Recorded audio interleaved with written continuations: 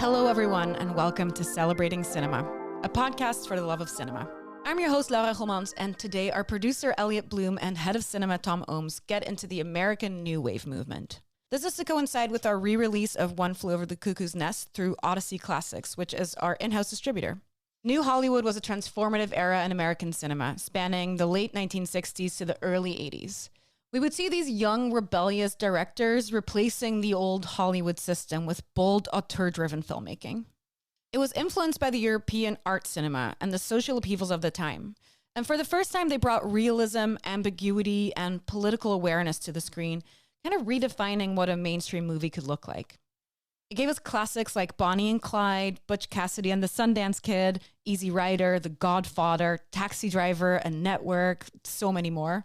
It birthed the careers of many icons, including, of course, Jack Nicholson, Robert Redford, Francis Ford Coppola, Gina Rowlands, Elaine, and even George Lucas. Elliot and Tom discussed the history of this movement and why it was so revolutionary for Hollywood. Here's Elliot and Tom. So we're here to discuss the American New Wave or New Hollywood, but maybe good to give some context first as to why we're screening such a big program of these films. Of course, it's related to One Flew Over the Cuckoo's Nest, but perhaps you could share a bit more.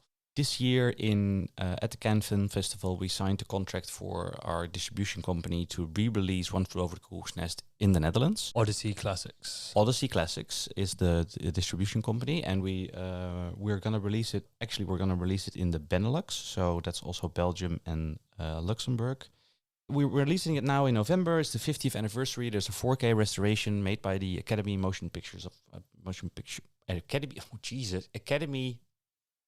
Pictures, and it looks amazing, and I think it's a very important film to re-release because it's about something we need right now, which is compassion. Yes. It's one of those classics that there's so much in it. You can look at it from any angle really and then see something that really reflects back on society now or And for context, what is the film about? It's a film about a criminal played by Jack Nicholson, who plays a character, Randall McMurphy, who is put into a mental institution or a psychiatric ward because he's actually acting as though he's insane. Yeah. And the movie really questions what that is via the fact that he then gets put into a mental ward and is surrounded by these people who are deemed insane, and it's his interactions with these patients as he's trying to sort of avoid labor, and he gets into a almost sort of a epic struggle with the female Nurse Ratched, played by Louise Fletcher. It's very much a movie about systemic oppression and how to circumvent that or escape that or stand up against. Well, in this case, not Uncle Sam, but Nurse Ratched. And so when we decided to re-release that, I thought it would be good to do a Nicholson retrospective. And while putting our Jack Nicholson retrospective together, I thought there are so many films that his career is very interesting. It started in New Hollywood in the 1960s, 70s, and then spans like all these decades to then for our program ends with The Departed, the Martin Scorsese movie, which is interesting because we'll come to Scorsese in his role inside the New Hollywood movement later on. But while putting that together, I thought, you have 5 easy pieces. You have Easy Rider. There are a couple of films in there that are really quintessentially New Hollywood, and we'll get into what New Hollywood stands for. That I thought maybe we should expand this even more and build around One Flew Over the Cuckoo's Nest. Not only the legacy of Jack Nicholson, but also the where Cuckoo's Nest fits into film history, and it is quintessentially a New Hollywood film. A foreign director making a movie very much about systemic oppression in the States, but then outside of the studio system. So that's a very long story about the contextualization of the movie that we're re-releasing. And we're now screening, I think, 15 films on one end in the Nicholson retrospective and almost the same amount in the New Hollywood. And they kind of overlap in a weird way. And it also overlaps with Robert Redford, who recently passed away. And it also overlaps with Diane Keaton passing away. So there's something in the air. Yeah. Yeah. and it's not death. And it's not only death, no.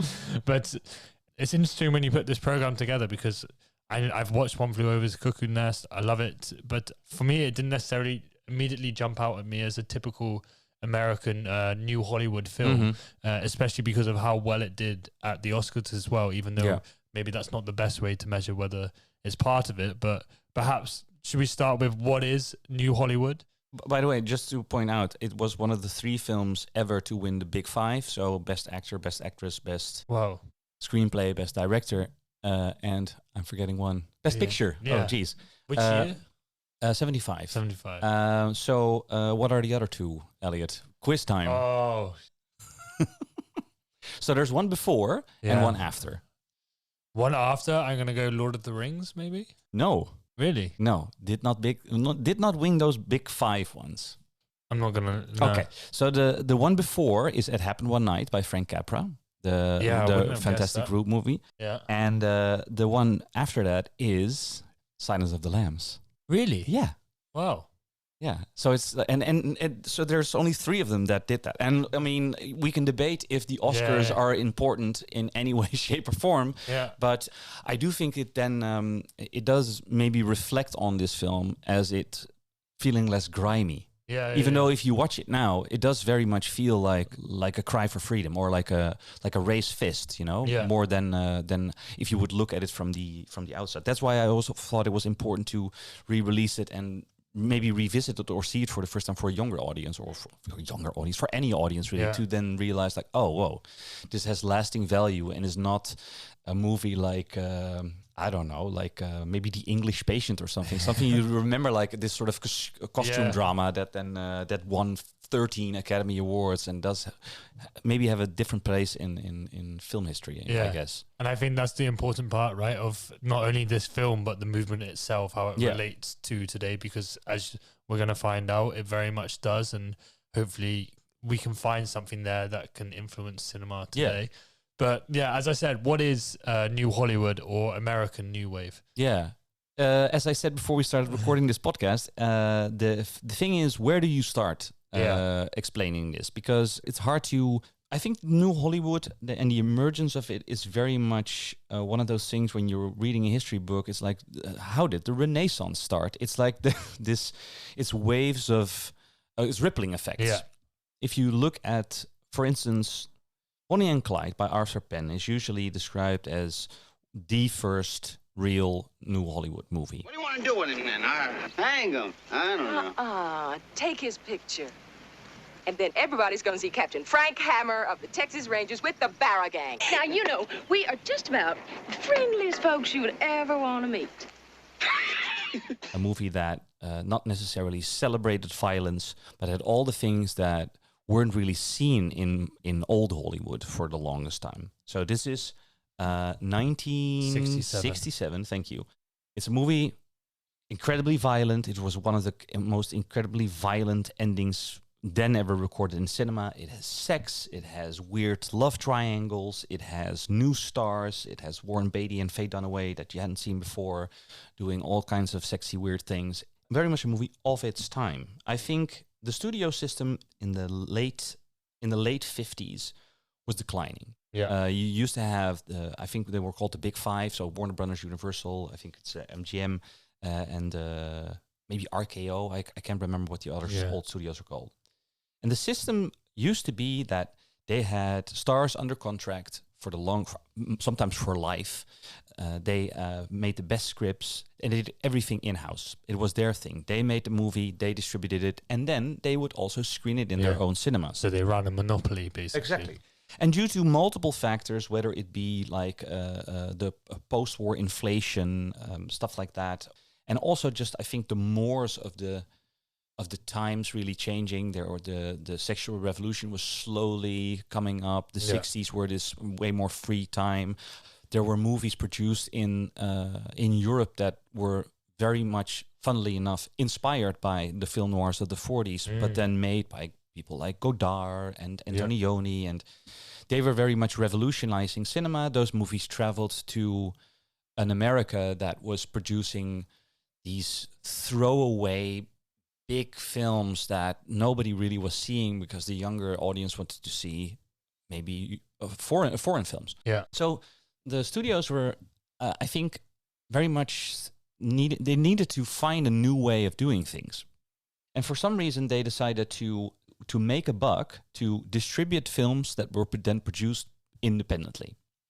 And maybe you can take over if you want. Well, yeah, it was more that they decided to give more freedom to directors because they were seeing that these big productions not only were costing them a lot of money, but didn't have the same... It's always about money, eventually. Which is also the end or the demise of New Hollywood, which we'll find out a bit later. Yeah. But I think from what I understand, it's that, right? So it was deemed unlawful for them to hold exclusivity rights over their films to be screened at theaters. And that was kind of one of the main inflection points that encouraged them to sort of break themselves up a bit or try something different. So they give directors a bit more freedom. And as you were saying, not only with the sort of sexual revolution and sort of the 1960s being this very sort of, revolutionary moment, but we also, Film Studies 101, this was also the decline of the Hays Code, which was started in the 1920s and basically had, it was like a Christian conservative list basically of what could be allowed in film and what isn't allowed in film. And it was very clear or arbitrary of good and evil, no sex scenes, this kind of stuff. No toilets. That's the funny thing. We're now screening Psycho, and it's revolutionary for showing you. I think the first time ever. At least it's the seat. I think it's the first time you see the toilet seat. Yeah, because oh my God, maybe there was an ass on that. Like the Hays Code is the. On one point, the Hays Code is very interesting. We don't need to sort of cling to this, but I think the Hays Code is very interesting because if you look at film noirs, because the censorship was so incredibly harsh, you couldn't show a boob, you couldn't show real violence. Everything needed to be implied. Yeah, it actually worked pretty well for some movies, but especially with Hitchcock. Exactly. Yeah. He would often for sex scenes, he would just show a train going through a tunnel. Yeah. To come back to what I was saying, as you were saying, how it's sort of influenced and there's ripples, especially from Europe, just to show you how much influence there was or a connection. Bonnie and Clyde, the writers, I believe David Newman and Robert Benton, they were obsessed with French New Wave, so much so that once they wrote the script for Bonnie and Clyde, they asked first Francois Truffaut to direct it. He didn't want to. Then Godard, who said that he couldn't function in a big studio system, but they were very much... Surely he couldn't. But he was very much inspired, or they were very much inspired by that. And I mean, the 1960s is a point where you see across over Europe, and then later in the 70s, 80s, around other countries of new waves redefining what cinema can be. Yeah, and I think it's very important what you said about film studies. The generation of filmmakers that will emerge and start the New Hollywood are especially what they now are called the movie brats. So it's Brian De Palma, Martin Scorsese, Francis Ford Coppola, Steven Spielberg, George Lucas. Sorry if I'm forgetting somebody. And they are all in some capacity learning film by seeing film. Yeah. And then you can start clearly seeing the influence of, for instance, Kurosawa in eventually Star Wars or in the movies of Francis Ford Coppola. It's very interesting that, and it's the same thing with how much you can see Godard in Scorsese, for instance. Yeah. These are filmmakers that, are much more than the sort of hired guns that used to work for the studio systems, like I don't know, George Cukor or Victor Fleming or these people that made Gone with the Wind, and these are young brats. They're doing things differently. They are sucking up stuff and then regurgitating it to do something new, counterculturally relevant.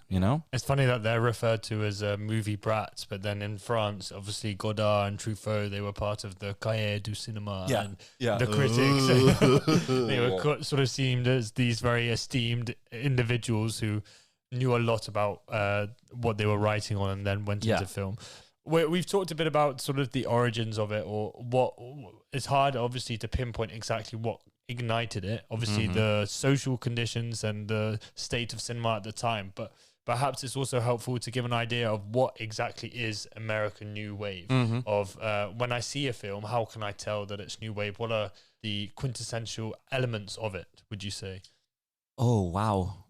Purely going by sentiment, I think that the major shift that you can feel between, I think very much specifically Hollywood or American films before and after the sort of switch here, the after Bonnie and Clyde, for instance. Yeah.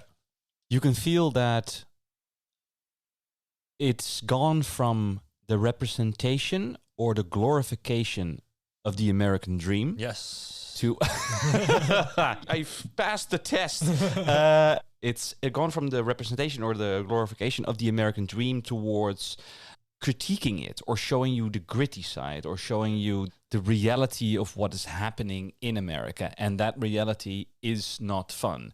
The interesting thing is that I think the studios for the longest time thought that people didn't want to see that in a theater. Yeah. They wanted to see entertainment. They wanted to see Ben-Hur. They wanted to see, like big Singing spectacles. in the rain. Yeah, exactly. Yeah. And then you can clearly see just before this movement starts, they start like pouring out these big movies that they cost them like millions of dollars, like Tora and Paint Your Wagon, all these films that nobody is, if you now mention these titles, everybody's like, what? What film is that? Even though there is one that everybody knows. One of the films just before this movement starts is The Sound of Music. It won all the awards. It gained Warner Brothers like millions of dollars. But it was one of the last vestiges of this kind of film. And after that, and that is funnily enough not a glorification of the American dream. It's also very much actually a war movie. Yeah, a movie of camaraderie or solidarity. Yeah. But then if you look at something like Midnight Cowboy, for instance, or these films that then come after it, they are gritty. They are about drug use. They're about sex. They're about violence. They show a very much the darker side of, or that not necessarily American nightmare, but maybe the American realism, the reality of what's happening. Yeah. That's kind of basically it. No, but I think the films before it, right, the westerns, the musicals, etc., they're sort of almost either apolitical or propaganda in some way. There's a clear distinction of what's good and what's evil. It's often the foreigner or the outsider, and they're often set in this like non-specific place of time. Here we see directors very much situated in the present day, in modern realities, and not only are they responding to what's happening or what they see around them, of how, like you said, the American dream is not actually quite what it seems, but they are having their own personal voice in it. And that's where we get a bit more experimental, let's say, because it'd be a bit weird if they were critiquing this whilst within the structures of a musical or a Western, although you do see a couple of like, what you can say, Midnight Cowboy, you could consider sort of a modernist Western. I mean, I think genre is still there. I think if you look at, but it's used in a different way. If you look at, for instance, I think The Wild Bunch is very important in this because it also shows you a very... Who's that by? Sam Peckinpah. Editing-wise, for instance, we need to also look at the stylistic changes that are happening here. If you look at the ending, for instance, of the big shootout at the end of The Wild Bunch, or you look at the shootout at the end of Bonnie and Clyde, the editing there becomes so rapid. Yeah, there's which is a reference to jump cuts invented by, maybe not invented by Godard, but popularized by Godard or the French New Wave. So there's also a change stylistically in how things are portrayed. Same thing goes, for instance, with how John Cassavetes, very much one of the most important names in, I would even say maybe not New Hollywood, but just generally in American independent cinema. The way that he shoots or edits is almost like you're watching a documentary, a movie like A Woman Under the Influence or The Killing of a Chinese Bookie or the movies that he made before that, Faces, Shadows, all made with his own money, his own distribution company and a production company. those films feel like they're so gritty, also because how they're shot, the stylistic glamour of films like, as we just said, like these big studio Hollywood movies with Bing Crosby and Ginger Rogers and stuff like that, is thrown to the wayside to tell very grimy stories. Not only the stories are grimy, but also the way that they're shot. Yeah, and Robert Altman also is someone to include, because particularly when he filmed crowd scenes, he would like to mic everybody up, and then you get this kind of quite unsettling sense of hearing so many different voices at once. Okay, so I'm going to be honest. The first time I ever saw I think, you need to be honest when it comes to film history. I fucking hated Robert Altman movies. And especially that the entire. I remember seeing Nashville for the first time. Yeah, and I know how important it is, and I now know how important Altman was for the movies of Paul Thomas Anderson, like Magnolia and Boogie Nights, these ensemble films. Altman was the one to do that first. By ensemble films, what do you mean? A lot of different characters portrayed by a lot of good actors, and like stories intertwine, and then they fell by the wayside. And Altman made Nashville, and I think The Long Goodbye, that I recently saw for the first time. I want you to take off your clothes. Well, I'm going to tell you something. I have absolutely nothing to hide either, but I'm not going to take my clothes off. I want you to get naked so you can tell me the truth about my money. You want to take your clothes off? Would you like me to take off my clothes? It's okay with me. Why, it's a pleasure. As a matter of fact, everybody. Harry, everybody take off your clothes. Marty. I don't want to take off my clothes. I have too many scars. I understand. Go on inside, Pepe. Go on inside and take care of the telephone. The Long Goodbye I had never seen before. Wow, really? Yeah. Yeah, because I was a big film noir head when I was in my 20s, and I thought if I see another Philip Marlowe portrayal by somebody who's not Humphrey Bogart, I know how this sounds, I'm going to hate it. Yeah. And I absolutely love The Long Goodbye. And it actually shows how you can sort of grow into Altman. Because I think the thing with Robert Altman is, so stylistically, what you say is absolutely true. He films crowd scenes and all the dialogue is overlapping, and it kind of feels like reality. If you're in a big room and there's a lot of people talking, you need to sort of pinpoint your ear towards them. So he always mic'd up actors so they could like roam around, and you have everybody just talking everywhere. It's mind-boggling to watch a movie like that. But what it does is that it turns the movie from a narratively structured thing to what Hugo, our film critic on the podcast, would call a vibe movie. And for the longest time, I didn't understand vibey movies. The Long Goodbye, I just recently saw, is a vibe movie. It's just a guy who's a detective who has a cat, and then his friend does something, and then he is like in a crime plot, but he doesn't know what's going on. You as a viewer, you have no fucking idea what's happening. You don't know who is. Everybody's talking over each other. You don't need to focus. It's not important to know what the story is about. You need to be in the vibe. Yeah. You need to the entertainment and the art is that you can. And it's interesting because I think that's also something that happens with Altman and inside in New Hollywood. There's this shift in how you can narratively engage people. It doesn't have to be like you move from point A to point B. Yeah. No, it's just like it's the dude with the cat. There's more character studies, let's say. Yeah. And it's the same with Cassavetes, like a killing of a Chinese bookie. It's not important who killed who.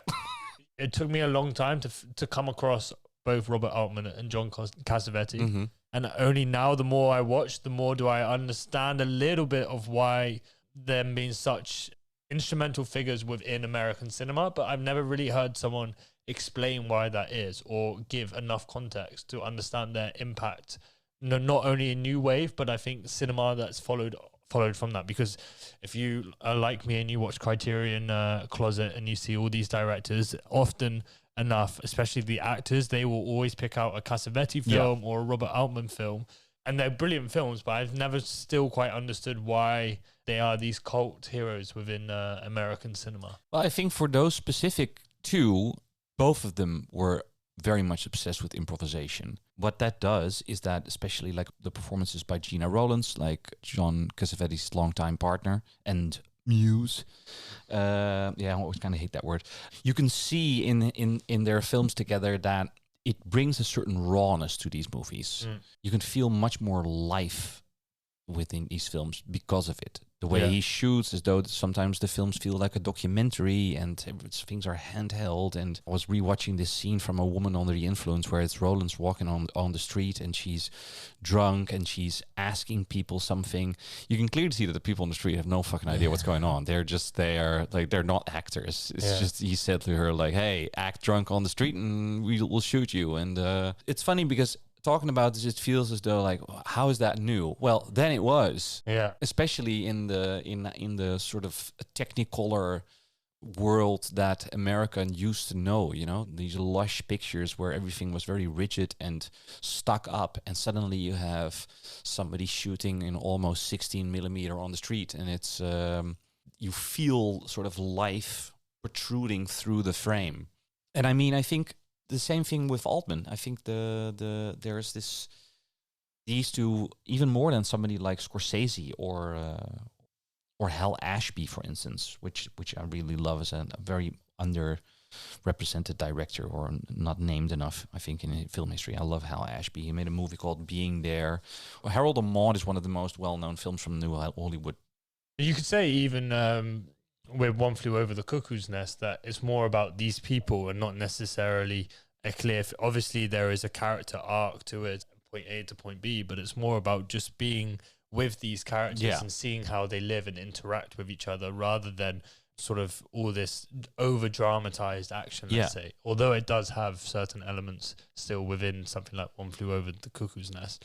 I understand why it won awards. Because there is still a very emotional arc in that film that maybe something like The Long Goodbye or more experimental films from this period would lack. Wanda, for instance, by Barbara Loden, which is one of the few films made by a woman or a female director inside the New Hollywood movement. You come home from work, she's lying around on the couch, kids are dirty, there's diapers on the floor. Sometimes the kids is outside, running around, nobody watching them. Wanda Goronsky. Listen, Judge, if he wants a divorce, just give it to him. That's actually quite sad. While making this program, I always try to make these programs as diverse as possible, but sometimes you get very much punished by the reality that emancipation, or especially representation for various walks of life, if I may call it, have been very much underrepresented in some very important movements. The French New Wave has some female directors.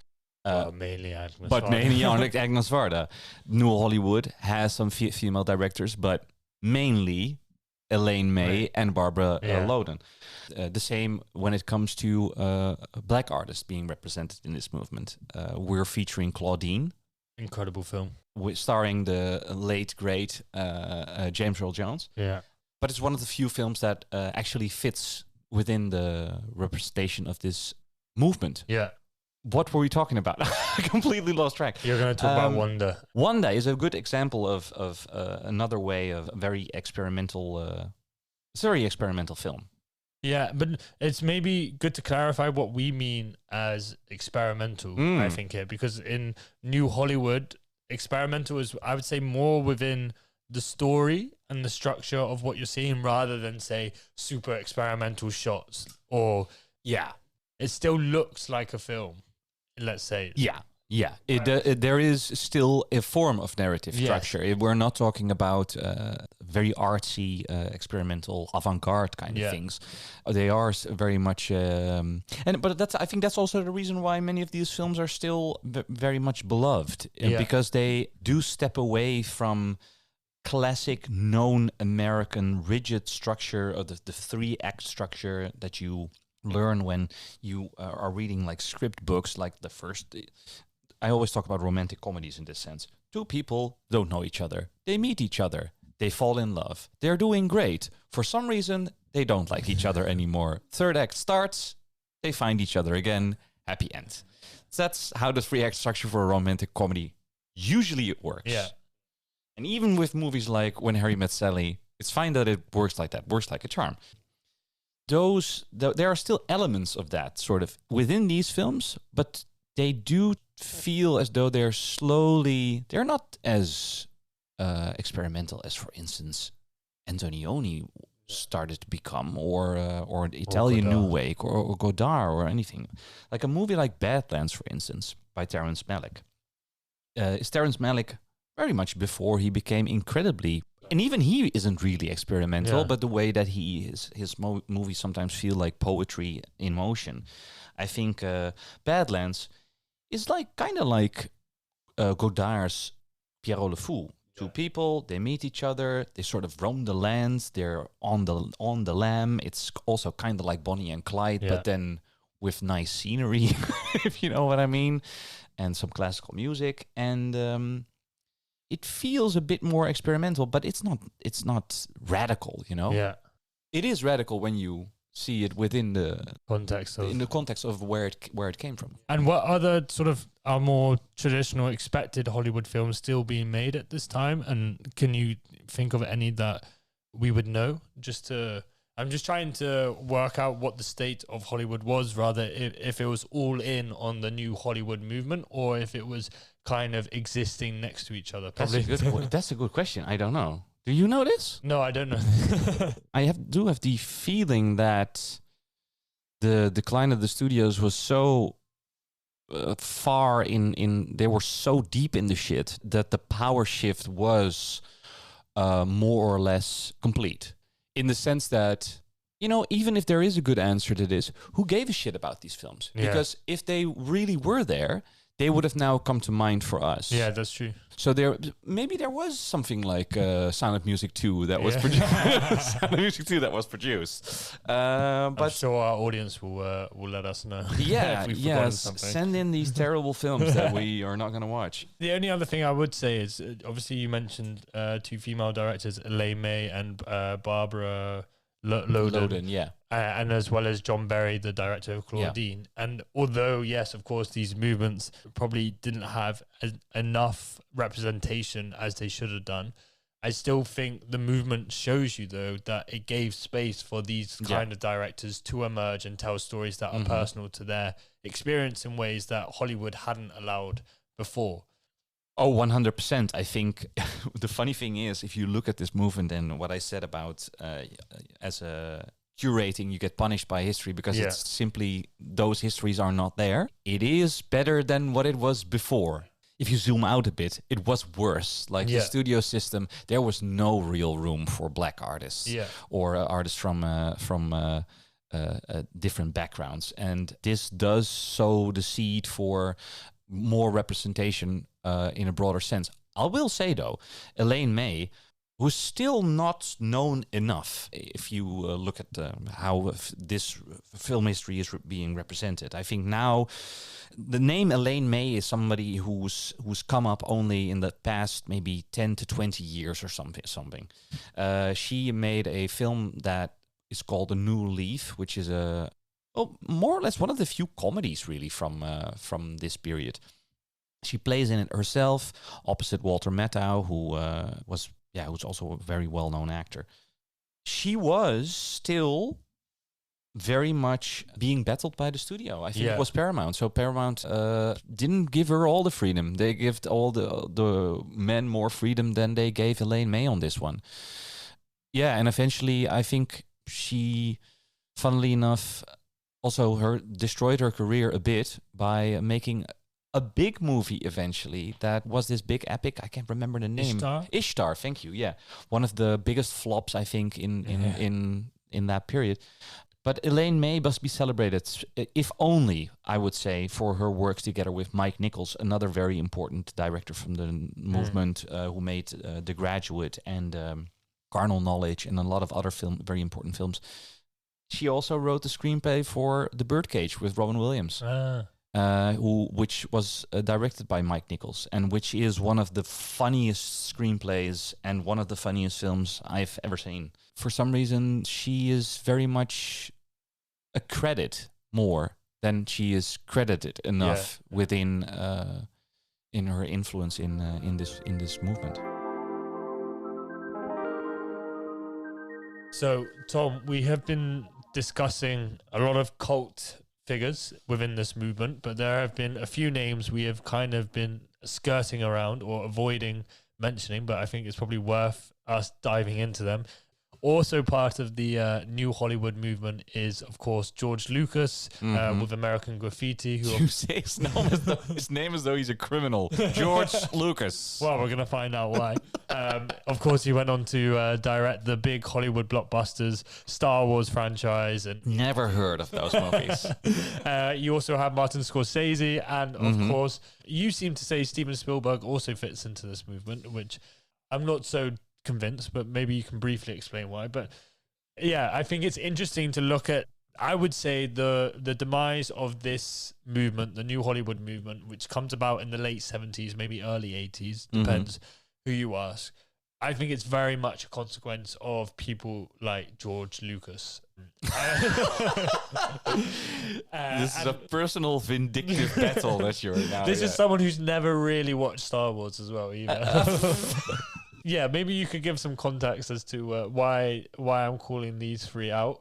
First, by explaining... Why do I need to give context why you're these three? How first Steven Spielberg fits into this, but how these directors came from New Hollywood and why they were encouraged. Okay. So George Lucas made a small movie called American Graffiti. And American Graffiti is very much a film that's considered New Hollywood. Special one, and jump into your candy-colored custom or your screaming machine, cruise downtown and catch American Graffiti. American Graffiti. Baby, what's that? It's a movie. Scorsese, I would almost say, he made Taxi Driver, which is seen as one of the most important films in the movement.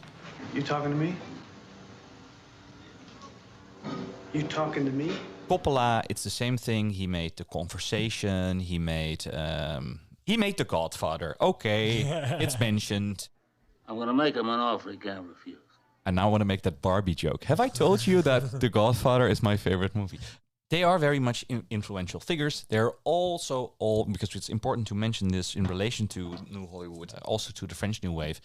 A part of this, they're all auteurs. They are, as you said before, filmmakers that brought their own signature and their own voice to these films. And you can see a clear through line in the films that they make.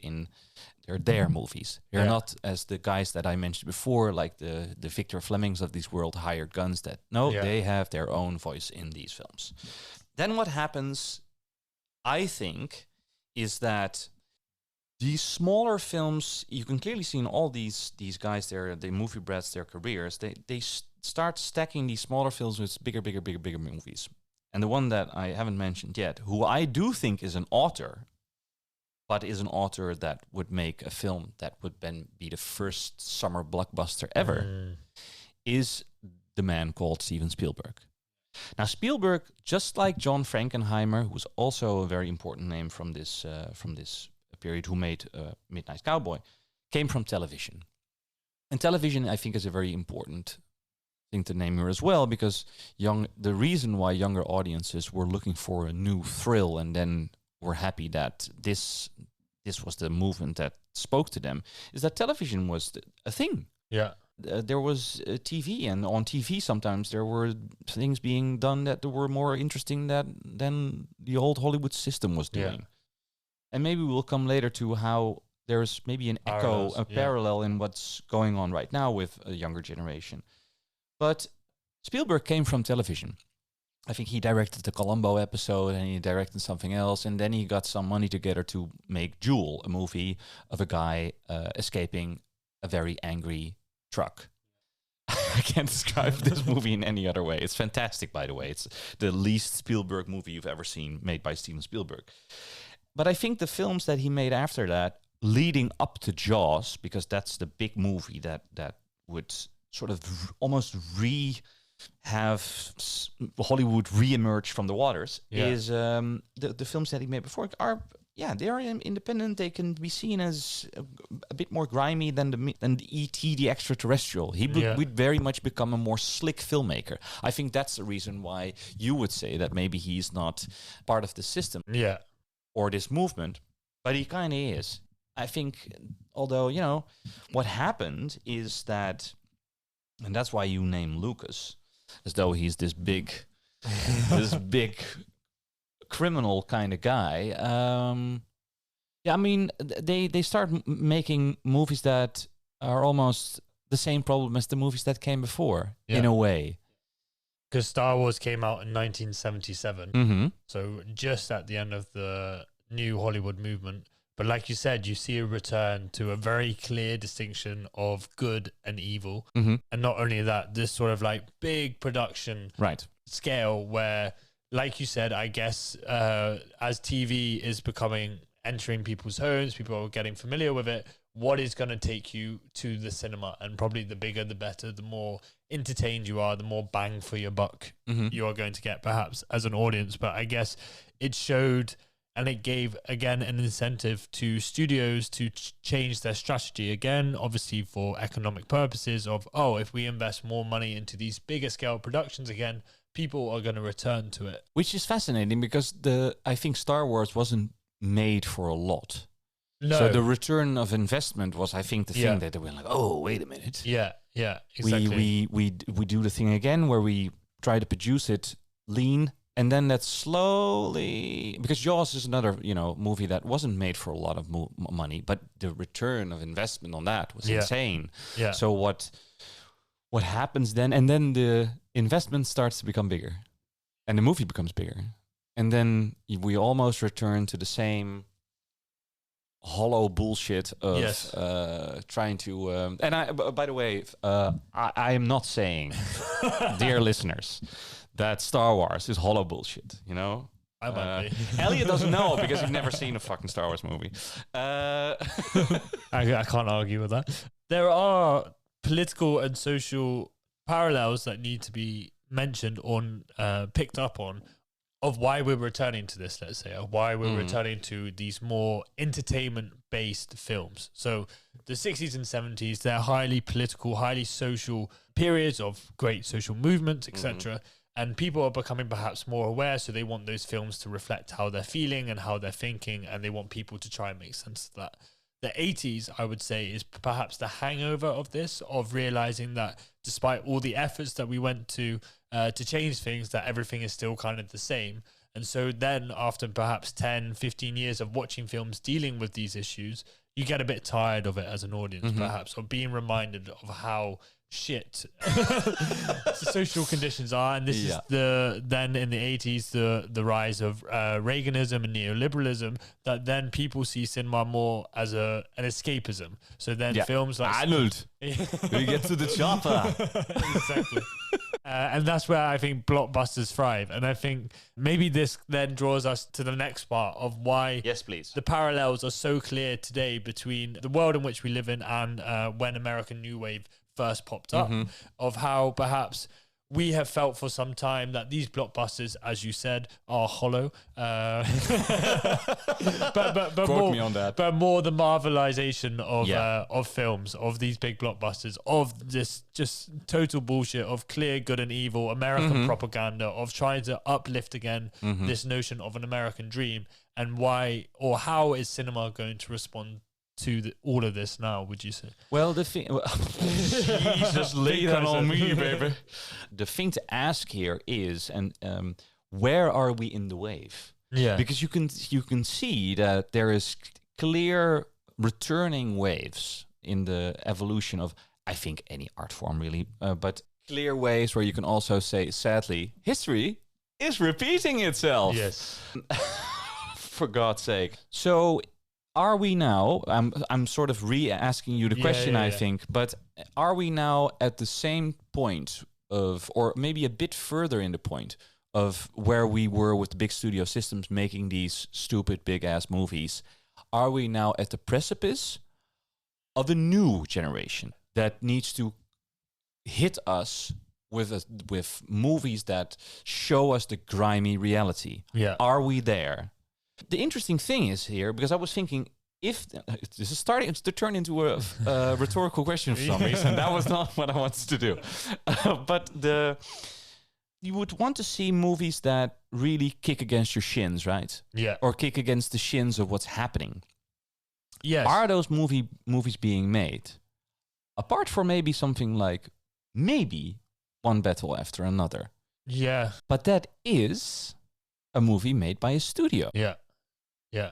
It's a Warner Brothers film. So Yeah, my Letterboxd comment after watching it for the second time is that The Revolution isn't going to be televised on VistaVision, paid for by Warner Bros. But I think we're not there yet. I would say, like with films like One Battle After Another, I've spoken a bit about this already.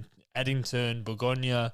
These are kind of films where filmmakers are starting to come to a sense of, I have to respond to the times in which we live in. Mm-hmm. But I don't see them as radical films. Maybe a bit radical in the content because there isn't much out there at the moment. Mm-hmm. But I'm still waiting to see what independent cinema is going to do. How is it going to respond? What is going to be the new form or language that it takes to deal with this? Because still at the moment, most films I've seen, maybe Radu Jude, he's I think one person that I think is pushing, he's this Romanian director, and he's starting to experiment with different forms of like film language, let's say, and breaking it down. But apart from that, I haven't really seen anyone that's taking significant risks or that's showing me that there is something new starting to emerge. And I think it will take a little bit of time. Because now you're mentioning a European filmmaker, so yes. I mean, I think that outside of America, there are interesting things happening. Yes. I think we should pinpoint it a bit more towards, to how America right now is in a climate of poop. Yeah, to put it mildly. And they are on the precipice of dictatorship. Or authoritarianism, social collapse. Yes, and well, let's just turn it into a movie reference. America has never been as close to Mike Judge's Idiocracy in the history of cinema. Yeah, and I think that can there be a cultural rising up or a cultural critique? Is it even possible right now for a different group than you would see now on the news, and then maybe talking about right-wing America or conservative America or how you ever want to call it? I think it's a good question because, if we look within America, I would say what they have done well is capturing independent filmmakers and consuming them or assuming them into these studio productions. Because if you look at Ari Aster, Paul Thomas Anderson, they first started out as very much independent filmmakers, and I think within that space, perhaps they would have pushed a bit for, even Ryan Coogler actually as well. And that's my worry. I don't see, or I can't think of American independent filmmakers that are getting a platform or are able to find ways to show their films that gives access to an audience to experience something different to them. I think there is a positive aspect to. There's a positive and a negative aspect to the studios seeing the potential of an independent filmmaker. So somebody in a boardroom meeting is looking at Frances Ha and goes, let's give her Lady Bird. Yeah. Or let's have Noah Baumbach, and then eventually let's have Greta Gerwig direct Barbie. Yeah. I think there is something interesting in that sense. I think it's interesting to have Yorgos Lanthimos make a film that's then, probably not even completely made by with Universal money, but it's released by Universal. There are good sides to that. It does give smaller filmmakers. There is still some auteur thingy going on there, But then again, there is no real middle ground anymore. There is no where is the $20 million movie made by somebody you've never really heard of, who was and those movies, and especially Sean Baker's also a great example of how he's for a long time an independent filmmaker, and now What I will say though, because Sean Baker is an interesting thing that you mention him, I do think that if there is something changing within maybe what is next after what the studios are doing now. Yeah. It's A24. It's Neon. It's yes. But the issue is that A24 now itself is also becoming a studio. Yeah. Yeah. In a sense that is good because there needs to be a new player on the spectrum, but to make it maybe a bit too industry inside. There is things now shifting. There is talks about the acquisition of Warner Brothers by Skydance, which is this huge corporation, and Netflix also did a bid on Warner and blah blah.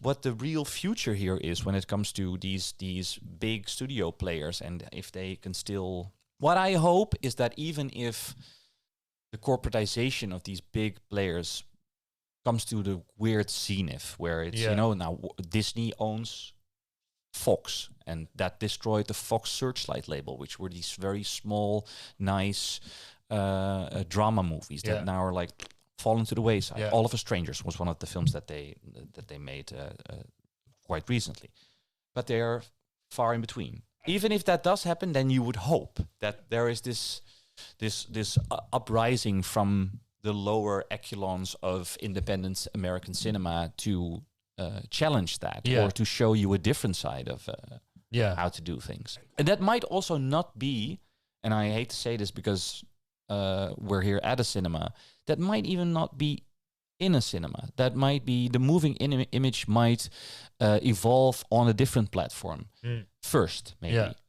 Whether that be on TikTok or on streaming, or maybe there needs to be it needs to be instigated on a different platform to then influence cinema again, as the New Wave did first. The French New Wave or the Italian New Wave. There are, I do see some people making films specifically to release on YouTube, and then it builds an audience, and then that gives them the platform or credibility to then get money from studios. And they're often quite young filmmakers. So I'm curious what that does. YouTuber Chris Stuckman just directed Shelby Oaks, a new horror movie. Is it Together? No, which is the film by the two YouTube brothers? Two YouTube brothers. They're Australian. They make horror films. You know it. You screened it here. Is that not Together? No, it's the other one with kids. Oh, it's Bring Her Back. Yeah, They got picked up by A24. Yeah. I would say two things maybe to end on this is that ultimately in the end it's great that independent filmmakers are being given a chance within studio systems, because then it kind of, for me, kills a bit the marvelization of Hollywood. And we're actually you think like so that that's a move for them to then stop making these Avengers 15. We're getting better blockbusters, if you want to, because I think you can now call films like Anora, Poor Things. These are now kind of blockbusters because of the scale of, and Challengers even, and because of they're so big and their marketing campaigns and all of this. Right.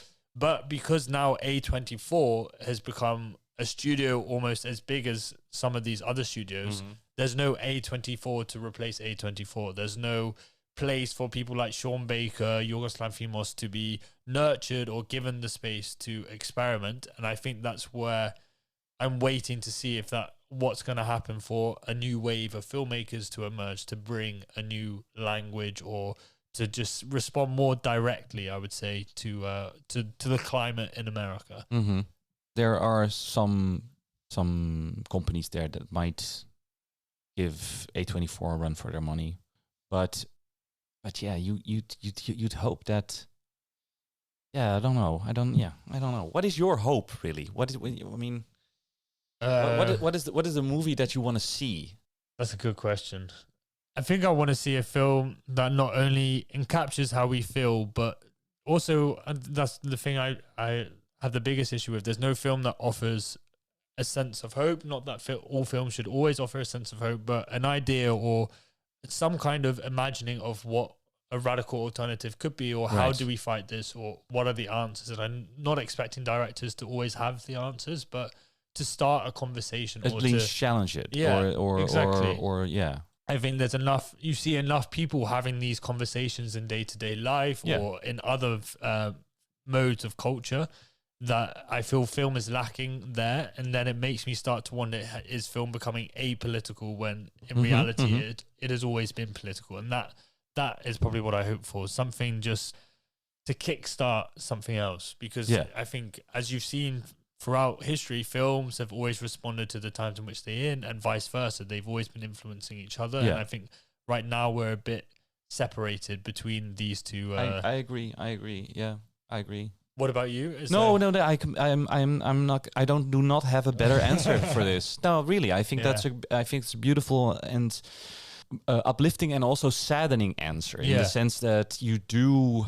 I always keep thinking of during COVID. I was watching the documentary series "Can't Get You Out of My Head" by Adam Curtis, like 8 to 9 hours long, and it ends with a quote. I can't remember from whom, but he with the beautiful Adam Curtis voice, he quotes I think a scientist or something, and the scientist says, "The great secret of the world is that we've made it and we can easily make it differently." Yes, this must be a misquote, but it's something like that.